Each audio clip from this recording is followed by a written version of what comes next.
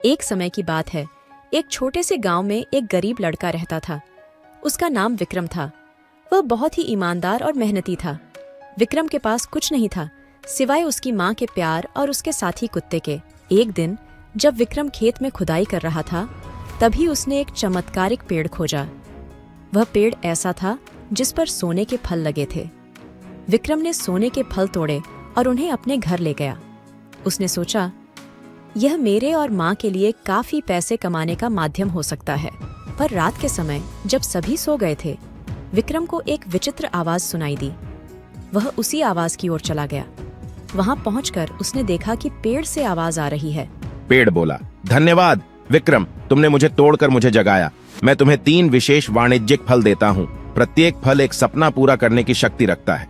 पेड़ ने जारी किया, पहला फल तुम्हें साहस देगा, दूसरा फल तुम्हें बुद्धि देगा और तीसरा फल तुम्हें धन से युक्त करेगा। विक्रम ने पेड़ की बात मानी और फलों को अपने घर में रख दिया।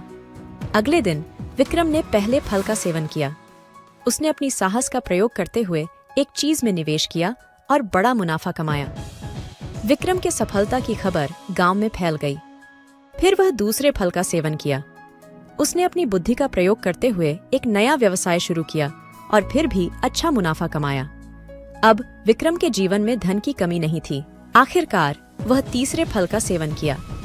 उसने अपने आर्थिक स्थिति को मजबूत किया और अपने और माँ के लिए एक सुखमय जीवन बनाया। जब तक विक्रम ने तीसरे फल का सेवन किया, तब तक आपका ध्यान केवल कहानी पर रहा होगा।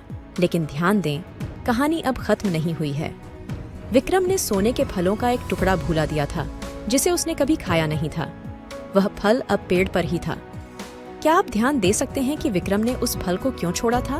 वह फल विक्रम की निष्ठा को दर्शाता है कि धन के लिए उसने भगवान की दिया हुआ वरदान उठाया, लेकिन वह नहीं भूला कि ईमानदारी और निष्ठा भी उतनी ही महत्वपूर्ण है। और विक्रम की यह ईमानदारी और निष्ठा की कहानी हमेशा हमें याद दिलाती है कि अच्छाई और ईमानदारी हमेशा सफलता की कुंजी होती है। इसके साथ यह कहानी समाप्त हो जाती है। आपका ध्यान कहानी के इस अंतिम संदेश पर रहा होगा।